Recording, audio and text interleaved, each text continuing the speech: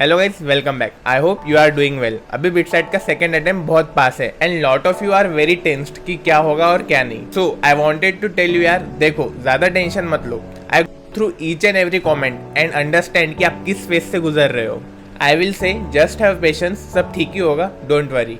And honestly score अच्छा करना है तो पढ़ना होगा। अगर आपका भी पढ़ने का समय है और आप ये वीडियो देख रहे हो तो इस वीडियो को छोड़ो और पढ़ाई करने बैठो। पहले जब टाइम मिलेगा तब ये वीडियो देखना। इन सारी वीडियो से आपको हेल्प होगी अगर आप पढ़ाई करोगे तो। वीडियो देख के टाइम पास करोगे, इंस्टाग्राम चलाओगे, व्हाट्सएप चलाओगे तो फिर लाइट ले लो बिट्स पिलाने को। And one more thing, watch this video till the end. आधी अधूरी इन्फॉर्मेशन लेके जाओगे तो कोई फायदा भी नहीं होगा आपका। In this video I have invited Aditya, जिसका फर्स्ट अटेम्प्ट में 265 स्कोर था एंड इन सेकंड अटेम्प्ट ही jump to 325. So I will ask him some series of questions which will help you guys to improve your score in second attempt. So without wasting time, let's start this video. Hello Aditya, I hope you are doing great. So can you first introduce yourself to our audience so that they can connect with you? Hi everyone, I am Aditya Gupta, a computer science undergrad at BITS Pilani, and my 2022 BITSAT score was 325. Moving on to our next question, what were the problems you faced in first attempt and how you analyzed them? और आपने ऐसे क्या steps लिए जिससे कि आपने अपना score improve किया? So some of the major problems which I faced in the first attempt of BITSAT 2022 was first of all accuracy and secondly strategy management. Accuracy से मेरा मतलब ये है कि as you all know कि paper के and में वो बताते हैं कि कितने क्वेश्चंस करेक्ट थे, कितने क्वेश्चंस रॉन्ग थे and the marks which you obtain. तो उसमें आई ऑब्जर्व कि मेरे ऑलमोस्ट 40 के अराउंड क्वेश्चंस गलत थे, जो काफ़ी ज़्यादा होते हैं। एंड मैं तुक्के मारे थे, मैं मानता हूँ, बट काफ़ी सारे क्वेश्चन जो मुझे लगा था सही होंगे वो गलत निकले। एंड स्ट्रैटेजी से मेरा मतलब ये है कि as you all know start के अंदर बोनस क्वेश्चन होते हैं, तो बोनस क्वेश्चन अटेम्प्ट करने के लिए आपको पहले के 130 क्वेश्चन अटेम्प्ट करने पड़ते हैं। अब बोनस के लालच में आके मैंने काफ़ी सारे तुक्के मारे थे 130 क्वेश्चन में से, जिसकी वजह से आई एम श्योर कि काफ़ी सारे क्वेश्चन गलत हुए होंगे। जो मार्क्स में वहाँ लूज़ किया, नेगेटिव मार्किंग जो हुई थी मेरी वो तुक्का मारने की वजह से, वो मैं कॉम्पनसेट नहीं कर पाया इन द बोनस क्वेश्चंस। तो अब इसको इम्प्रूव करने के लिए first of all accuracy improve करनी है। अब एक्यूरेसी इन माय ओपिनियन कैसे कम होती है? First of all it can be silly mistakes. Silly mistakes का सोल्यूशन तो यही कि आपको प्रैक्टिस ही करनी पड़ेगी और कुछ नहीं कर सकते उसका। एंड मतलब सिली मिस्टेक्स मतलब अवॉइड नहीं कर पाता था, आज तक भी मेरी होती है silly mistakes, but you have to try to minimise them as much as possible. Secondly, accuracy better करने का एक और तरीका ये है कि आपकी थ्योरेटिकल एरर्स भी काफ़ी हो सकते हैं, कॉन्सेप्चुअल एरर्स एंड ऑल। अब इनऑर्गेनिक केमिस्ट्री में क्या होता है, आप तो आपको आंसर पता है या आपको नहीं पता, तो अब उसका वेटेज आई थिंक सब्सटैंशियल होता था, मुझे सही से याद नहीं है। तो इसलिए you have to revise it each and every day, और रोज़ रिवाइज करेंगे उसको तब जाके याद आएगा। बिकॉज इसका फ़ायदा ये है कि लाइक इन अ मिनट आप 2-3 क्वेश्चन इनऑर्गेनिक के सॉल्व कर सकते हो एटलीस्ट, अगर आपको वो कॉन्सेप्ट आता है अच्छे से।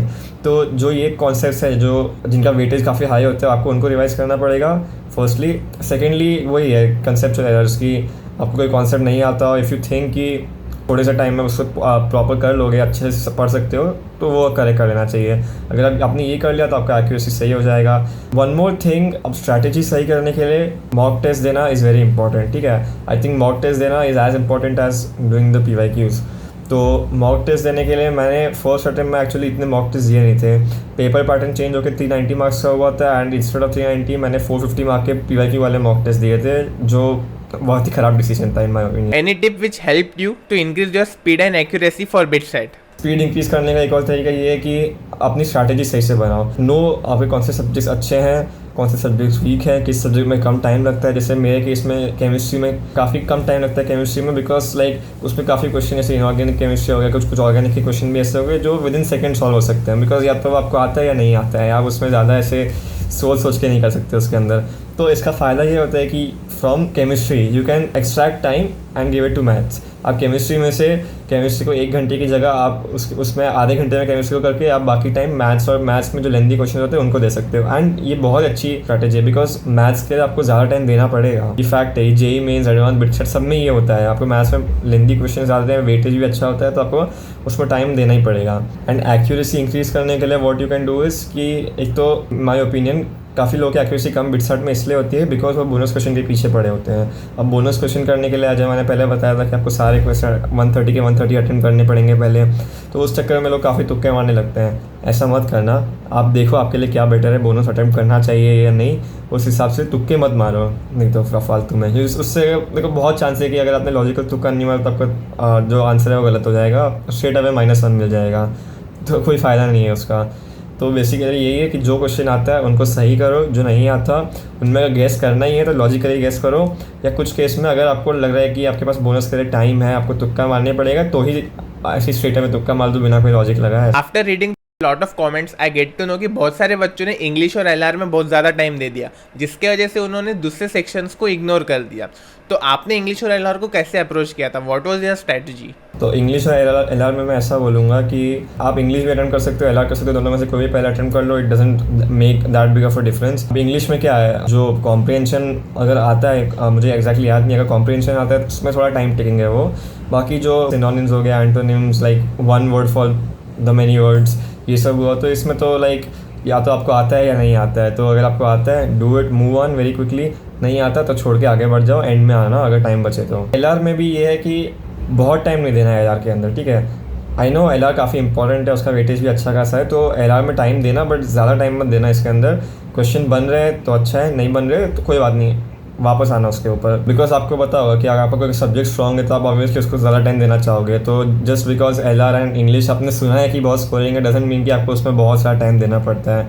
हो रहा है क्वेश्चन तो अच्छा है, नहीं हो रहा तो इट्स ओके, आप थोड़ी देर बाद उसमें वापस आप आ सकते हो एट दी एंड और any time in between.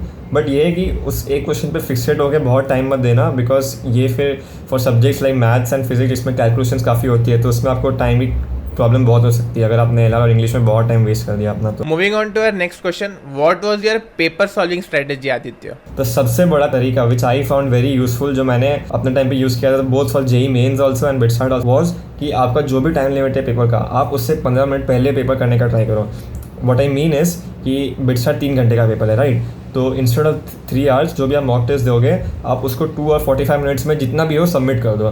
Because होता क्या है, मैंने ऐसा ऑब्जर्व किया था कि जो mock test and real paper में एटमॉस्फेयर का बहुत फ़र्क होता है। आप रियल पेपर देने जाओगे, इतना प्रेशर होता है, इतना स्ट्रेस होता है उसके बीच में कि कभी कभी आपको लगता है कि आपका दिमाग ने काम करना बंद कर दिया, आपको बहुत टेंशन, मतलब ब्रेन फ्रीज हो गया, ऐसा कुछ मेरे साथ हुआ था जेईई मेंस में। लाइक मैं एक सेकंड के लिए एकदम ब्लैकआउट हो गया मेरे मन में कि ये क्या हो रहा है, और मेरे इससे काफ़ी टाइम वेस्ट हो गया। तो इसके लिए आप जो 15 मिनट है उसको स्पेयर रखो, 15 मिनट लाइक 2 और 45 मिनट्स के अंदर try to attempt your paper, जितना भी होता है सबमिट कर देना, because you need spare 15 minutes for these unfortunate things which happen in the exam to compensate for that. Moving on to the most common question, which test series you followed and how you used to analyze your test? Test series जो मैंने कहा था, मैंने एमबाइब की test series use की, EMBIBE Embibe, because वो free था। मेरे कुछ फ्रेंड्स भी वो यूज़ कर रहे थे, उनका काफ़ी अच्छा रिव्यू था उसके टूवर्ड्स, एंड उसका लेवल भी लाइक बिटसार्ट से थोड़ा ही ऊपर था, तो which is obviously the best thing. तो बस उसमें डिसएडवांटेज ये है कि उसके अंदर बोनस क्वेश्चन नहीं होते हैं, तो बिकॉज में बोनस क्वेश्चंस नहीं होते हैं, रियल में बोनस क्वेश्चन होते हैं, तो लाइक अगर आप चाहते हो उनको अटेम्प्ट करना, तो आपको जो मैंने कहा कि 15 मिनट्स पेयर रखो, 2 और 45 मिनट्स में पेपर दो, तो आपको इसको और कम करके 2 आवर्स 30 मिनट्स से पेपर देना पड़ेगा to keep another 15 minutes for the bonus section. तो ये है टेस्ट सीरीज एमबाइब की, काफ़ी अच्छी है। बाकी और टेस्ट सीरीज भी है, मैथॉन गो एंड ऑल, जो मैंने सुना है कुछ लोगों से काफ़ी अच्छी होती है। It's obviously paid, you can choose whichever you want, if you want you can go with Embibe, बहुत अच्छी चॉइस है वो भी। Coming towards how to analyse your test, तो एनालाइज करने के लिए आप एक तो ये देखो कि कितने क्वेश्चन गलत है, आपकी एक्यूरेसी कितनी है। अब जो क्वेश्चन गलत है, हर क्वेश्चन पे इंडिविजुअली आओ और देखो कि क्यों गलत है वो, क्या उसमें सीली मिस्टेक की। जैसे कभी कभी हुआ था कि मैंने क्वेश्चन देखा गलत है, मैंने कहा ये गलत कैसे हो सकता है, कोई there is no chance question गलत हो जाए मेरा, बट हो गया। कैसे हो गया? सिली मिस्टेक हो गई इसके अंदर, या तो मुझे फॉर्मूला गलत याद था, या फिर मैंने क्या बोलते हैं कैलकुलेशन में मिस्टेक कर दिया, ऐसा कुछ हुआ। एंड दूसरा है कि कॉन्सेप्चुअल एरर, जो मैंने कहा कि कोई चीज़ आती नहीं है हमको, वो उस टाइप का है। तो उसको सॉल्व करने का तरीका ये है कि अगर आपको लग रहा है कि वो टॉपिक, जैसे अगर कोई टॉपिक आपके लिए पूरा ही नया है, आपने वो पढ़ा ही नहीं है, कम टाइम है आपके पास, तो वो टॉपिक छोड़ दो। फिर मैं तो यही सजेस्ट करूँगा, बिकॉज अभी आप वो पढ़ने जाओगे, वो इतने कम टाइम में अच्छे से नहीं हो पाएगा अगर, तो फिर बहुत दिक्कत हो सकती है, तो वो टॉपिक छोड़ दो। बट जो टॉपिक आपको आता है, आपने तब भी गलती की, तो उसके सारे कॉन्सेप्ट रिवाइज करो। आप लोग चाहो तो अगर आप लोगों ने कोई शॉर्ट नोट्स बनाए हो, जैसे मैंने हर सब्जेक्ट की शॉर्ट नोट्स बनाए थे एक डायरी के अंदर, तो मैं at the and like last few days में मैं खाली वही रिवाइज़ करता था। केमिस्ट्री के लिए मैं NCERT को बार बार रिवाइज़ करता था, रीज़न बीइंग कि कुछ चैप्टर्स है, जैसे इन्वायरमेंटल केमिस्ट्री हो गया, chemistry in everyday life, biomolecules, वो सब क्या उन सब से क्वेश्चन पॉसिबिलिटी है कि थोड़े क्वेश्चन आ जाए उसमें से, तो उनको बार बार रिवाइज़ करते रहना। तो मतलब वही है कि फ्री के मार्क्स है बेसिकली, तो उनके सही, जैसे जो भी की पॉइंट्स हैं जिन पर आपको लगता है कि सवाल बन सकते हैं उनको हाईलाइट करके रखना एनसीईआरटी के अंदर, उन्हीं को रोज़ रिवाइज करते रहना along with inorganic chemistry. Next question पे बढ़ते हैं। Aditya, what was your revision strategy for physics, chemistry and maths? थोड़ा डिटेल में एक्सप्लेन करना। Okay, next question is specific plan for PCM. तो केमिस्ट्री में what I would suggest is कि inorganic chemistry के जो इंपॉर्टेंट कॉन्सेप्ट्स हैं रोज़ रिवाइज करो, उनको रोज़ 3-4 बार रिवाइज करो। चाहो तो अपने स्टडी टेबल के सामने प्रिंट लेके या पेपर पे लिख के चिपका दो वहाँ पे। मैंने भी यही किया था, वो बेनिफिशियल होता है उसमें, क्योंकि ऑनेस्टली स्पीकिंग इनऑर्गेनिक केमिस्ट्री की बेस्ट थिंग ये है कि उसके अंदर आपको टाइम बिल्कुल नहीं लगता है। अगर आपको चीज़ आती है in less than 10 seconds you can tick the answer, go had, आपको 3 मार्क मिल गए ऐसे ही। तो इसलिए इनऑर्गेनिक केमिस्ट्री काफ़ी इंपॉर्टेंट है and you can use a similar approach for organic chemistry. Similar मैं इसलिए बोल रहा हूँ क्योंकि उसमें आपको सिर्फ रटना नहीं है, उसमें आपको क्वेश्चन भी बहुत करने पड़ेंगे प्रैक्टिस के लिए, बिकॉज उसमें वो कुछ भी घुमा के क्वेश्चन पूछ सकता है। आप 2-3 रिएक्शंस को कंबाइन कर दिया। तो मैंने भी यही किया था कि मैंने काफ़ी जो भी इंपॉर्टेंट रिएक्शन थे सबका एक चार्ट बना दिया या नोट्स में हाईलाइट कर दिया और उनको भी मैं बार बार रिवाइज करता रहता था। एंड इंपॉर्टेंट से मेरा मतलब ये है कि आपने जेई मेंस के लिए टेस्ट दिए होंगे, बिटसार्ट के लिए टेस्ट दे रहे होंगे आप, आई मीन मॉक टेस्ट, तो उसके अंदर आपको पता है कि किस टॉपिक का ऑर्गेनिक केमिस्ट्री में ज़्यादा वेटेज है, तो you should focus majorly on that also. Secondly, कुछ भी नया ट्राई मत करना इस टाइम पे अगर आपको लगता है कि आप पूरा नहीं कर पाओगे उसको, क्योंकि टाइम इतना बचा नहीं है एंड नया इस टाइम पे पढ़ना can be very harmful to be honest. Physical is a quite scoring part, क्योंकि उसके अंदर काफ़ी फार्मूला बेस्ड होता है। तो जैसे आयोन इक्विलिब्रियम हो गया, केमिकल इक्विलिब्रियम होगा, काइनेटिक्स हो गया, तो उसके अंदर फार्मूले सही से याद होने चाहिए आपको, इनफ प्रैक्टिस करके रखना उसके अंदर। कमिंग टू मैथ्स, अब मैथ्स में इन माय ओपिनियन सबसे ज़रूरी होता है टाइम, क्योंकि मैथ्स में जेई मेन से हमारे टाइम पे यही हुआ था कि मैथ्स इतना टफ आया था, सबको इतना टफ लगा था कि उसमें काफ़ी लोगों का बहुत सारा टाइम गया और मार्क्स भी कम आया उसके अंदर। तो उसका तरीका तो ये है कि कुछ पोर्शन होता है, जैसे कोऑर्डिनेट ज्योमेट्री हो गया, वो काफ़ी स्कोरिंग है। स्कोरिंग इसलिए क्योंकि काफ़ी उसमें फार्मूला बेस्ड थोड़ी चीज़ें होती हैं एंड सेकेंडली अगर आपने उसकी इनफ प्रैक्टिस करी है तो you know how to apply. आपको पता है कि टेंजेंट एट दिस पॉइंट पूछा है तो उसका फॉर्मूला क्या है, t=0 है। पेयर ऑफ टेंजेंट्स का पूछा है तो t² = s1 s2 है, तो तुरंत आप ऐसे अप्लाई कर सकते हो। एंड जैसे पैराबोला, हाइपरबोला, एलिप्स, इन सब का इक्वेशंस काफ़ी हद तक सिमिलर है कि टेंजेंट एट अ पॉइंट का t=0 हो गया, कॉर्ड ऑफ कॉन्टैक्ट का ये है, तो इसलिए ये काफ़ी स्कोरिंग पार्ट है। And 3D geometry and vector algebra ये सब भी काफ़ी इंपॉर्टेंट है। तो मैथ्स में मैं मेजरली यही बोलूँगा कि जो फार्मूला बेस्ड चैप्टर्स हैं उनके फार्मूला बाय हार्ट कर लेना बिटसार्ट के लिए एंड प्रैक्टिस मैथ्स में बहुत करना। अगर आपको लग रहा है कि मैथ्स में कम प्रैक्टिस किया आपने तो you can even do PYQs for that. I would suggest एक बुक है अरिहंत की, बिटसार्ट गाइड है, वो काफ़ी मोटी बुक है, तो वो बुक मैंने खरीदी थी एंड मैं बोल सकता हूँ वो बहुत ही अच्छी बुक है। मैंने अपने कुछ फ्रेंड्स को भी वो रिकमेंड करी थी जो अब इस साल जिन्होंने बिटसार्ट फर्स्ट अटेम्प्ट लिखा, काफ़ी लोगों ने वो बुक यूज़ की, उन सबके स्कोर्स काफ़ी अच्छे आए हैं। It is full of questions, तो उसके अंदर से आप बिटसार्ट स्पेसिफिक क्वेश्चंस भी कर सकते हो। उस बुक में क्या है, उसमें जो क्वेश्चंस है वो काफ़ी अच्छे से बने हुए हैं, वो बिटसार्ट के लिए ही बने इन माय ओपिनियन, मतलब उनका लेवल भी बिटसार्ट जितना ही है या उनसे थोड़ा ऊपर होगा, तो उससे काफ़ी अच्छी प्रैक्टिस हो जाती है आपकी। तो आप अरिहंत की बिटसार्ट गाइड है, उसमें क्वेश्चंस अच्छे हैं बहुत, वो खरीद के वो सॉल्व कर लेना उसको कायदे से, क्योंकि वो बहुत काम आएगी, मैं बोल सकता हूँ। ठीक है, and for all subjects also. उस बुक के अंदर थोड़े हर चैप्टर के शॉर्ट नोट्स भी हैं, तो if you want you can revise that also. मैंने तो नहीं किया था, मतलब मेरे पास खुद के शॉर्ट नोट्स और मेन नोट्स हैं तो मैं वही रिवाइज करता था, बट इफ़ यू वांट आप वो भी ट्राई कर सकते हैं। And now coming to physics, physics में भी it's a similar thing. Physics में आपको ये है कि टाइम इतना मत देना फिजिक्स के अंदर, बिकॉज अगेन आपको बोनस क्वेश्चंस करने हैं तो उसके लिए भी टाइम रखना पड़ेगा, मैथ्स को भी सारा टाइम देना पड़ेगा। तो फिजिक्स में भी वही है, फॉर्मूले सारे पता होने चाहिए आपको, कॉन्सेप्चुअल एरर्स बिल्कुल नहीं होने चाहिए जो भी आपके स्ट्रॉन्ग चैप्टर्स हैं उन सब में। एंड बाकी तो यही है दोस्त, प्रैक्टिस करते रहो उसके अंदर तो आप अच्छे होते रहोगे, सिली मिस्टेक्स कम होगी, आपकी एक्यूरेसी हाई हो जाएगी। Before moving ahead, I would like to thanks get college admission for sponsoring this video. आप में से काफी सारे स्टूडेंट्स मुझे डिफरेंट कॉलेजेस के क्वेश्चंस पूछते हैं regarding their placements, regarding their campus life, regarding their studies. तो here comes into the picture Get college Admission, India's number 1 educational consultancy firm. This firm will not only guide you but help you to get into the best college possible. Link in the description और you can contact this number. ये भी एक बहुत common question है जो बहुत सारे students पूछते हैं, भैया लास्ट 7 डेज में क्या करना चाहिए। सो आदित्य, आपने लास्ट 7 डेज में ऐसा क्या किया था which will not only help you in studies but also to reduce your stress? It's a very funny thing actually कि अब आप लोगों को तो बहुत टाइम मिल रहा है बिटसार्ट के लिए, between JEE advance and second attempt में थोड़ा सब्सटेंशियल टाइम है आपके पास। हमारे टाइम में तो ये था कि जेई मेंस का पहला अटेम्प्ट हुआ, उसके एक हफ्ते बाद बिटसार्ट, फिर जेई मेंस का सेकंड अटेम्प्ट, फिर उसके एक हफ्ते बाद बिटस्टार्ट पार्ट 2। तो मेरे पास एक ही हफ्ता था बिटस्टार्ट पार्ट 2 के लिए। अब क्योंकि आपके पास 7 डेज़ ही है, तो अंटिल द लास्ट डे आप रोज़ मॉक टेस्ट करो। टाइम ज़्यादा है तो 2 मॉक टेस्ट करो दिन के, बट मॉक टेस्ट करो, वो बहुत ज़रूरी है बिटस्टार्ट के लिए, क्योंकि उसका पैटर्न एकदम ही अलग होता है। तो प्रैक्टिस जितनी ज़्यादा करोगे टाइम बेस्ड, उतना हेल्प मिलेगा। तो रोज़ के 1-2 मॉक टेस्ट देने पहली चीज़। सेकेंडली, जो मैंने आपको PCM और LR के सब्जेक्ट वाइज स्टडी प्लान्स बोले, आप चाहो तो उनको फॉलो कर सकते हो, वो भी काफ़ी अच्छा है, मुझे काफ़ी हेल्प मिली थी उनसे। देन जो अरिहंत की गाइड मैंने बोली, उसको लेके उसको अच्छे से सॉल्व करना, जितने भी क्वेश्चन ज़्यादातर करते रहना, LR इंग्लिश में सारे क्वेश्चंस करना।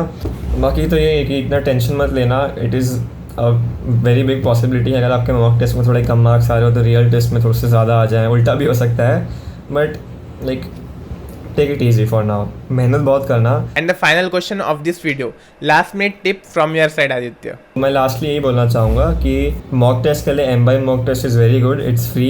अभी का पता नहीं, बट मेरे टाइम पे इट वाज फ्री। वो बहुत अच्छा मॉक टेस्ट है, वो करना। उसके try to do the maximum test, हर टेस्ट को काफ़ी टाइम देके एनालाइज करना उसको। एंड सेकेंडली, जो मैंने गाइड बोली आपको, अरिहंत गाइड, वो ख़रीद के उसके LR इंग्लिश में सारे क्वेश्चंस कर लेना, और जो भी आपका वीक सब्जेक्ट है PCM में, उसके भी सारे क्वेश्चंस कर लेना, और बाकी जो बचे हुए सब्जेक्ट्स हैं उनके जितने हो सके उतने क्वेश्चंस करते रहना। एंड साथ साथ जो टॉपिक्स है, जैसे इनऑर्गेनिक केमिस्ट्री हो गया, then formula based chapters in maths and physics, and बाकी जो उस टाइप के चैप्टर्स होते हैं कि इन्वायरमेंटल केमिस्ट्री हो गया, केमिस्ट्री एवरीडे लाइफ एक्सेट्रा, उनको भी रोज़ रिवाइज करते रहना। And one of the main strategies which you can follow is कि एक चीज़ ध्यान रखना, हमेशा हर क्वेश्चन का वेटेज सेम है।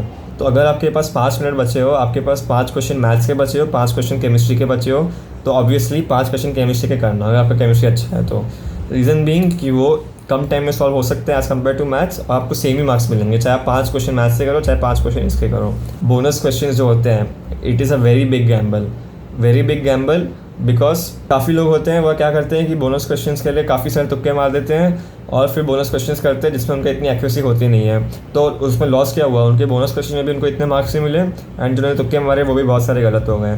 तो बोनस क्वेश्चंस के लिए आपको तब जाना चाहिए व्हेन आपके पास, लाइक अगर मैं बोलता हूँ मैक्सिमम 15 क्वेश्चन बचे हो मेन पेपर में 130 क्वेश्चन में से, जो आपको ऐसा है कि मुझे आते ही नहीं है वो क्वेश्चन, मैं तुक्का भी नहीं मार सकता उसके अंदर लॉजिकली, तो तब आप और आपके पास एटलीस्ट 15 मिनट है, एटलीस्ट 15 मिनट, ठीक है, तो तब आप वो 15 के 15 तुक्का मारना। उसका रीज़न क्या है, वर्स्ट केस में क्या होगा, वो 15 क्वेश्चन से आपको -15 मार्क्स मिल जाएंगे, बट अगर आप बोनस क्वेश्चन में 5 क्वेश्चन भी सही कर देते हो तो आपको +15 मिल गए, और वो जो -15 +15 होकर नलीफाई होकर आपको कोई इफेक्ट हुआ नहीं। और उसके बाद आप जो भी फर्दर बोनस क्वेश्चन करते हो, आपने 1-2 और बोनस क्वेश्चन कर लिए, तो आपको एक्स्ट्रा मार्क्स ही मिल रहा है ना बेसिकली। तो अगर आपको ऐसा है कि आप बोनस क्वेश्चंस करना आपके लिए बहुत रिस्की है, कि आपके बहुत सारे क्वेश्चंस बचे हैं, आपके पास टाइम इतना बचा नहीं है, तो मत करना बोनस क्वेश्चंस। मेरे पहले अटेम्प्ट में मैंने बोनस क्वेश्चंस किए थे, बहुत तुक्के मार के, मेरी एक्यूरेसी काफ़ी कम हो गई थी, इसलिए मेरा score as compare to second attempt काफ़ी कम आया था।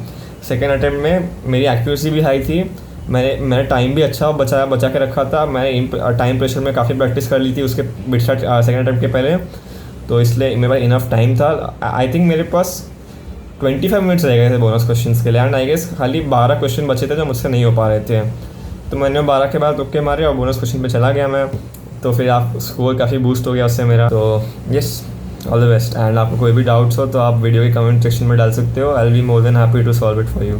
सो that's it guys, I hope इस वीडियो से आपको कुछ हेल्प मिली होगी। इन केस आपको अभी भी डाउट है, let me know in the comment section, I am here to help you. And don't forget to subscribe this channel to stay updated with the content. बस जाते जाते एक ही चीज कहूंगा, पढ़ाई करो, जितनी हो सकती है उतनी पढ़ाई करो, नहीं तो बाद में रिग्रेट करोगे। तो मिलते हैं नेक्स्ट वीडियो में, तब तक के लिए बाय बाय।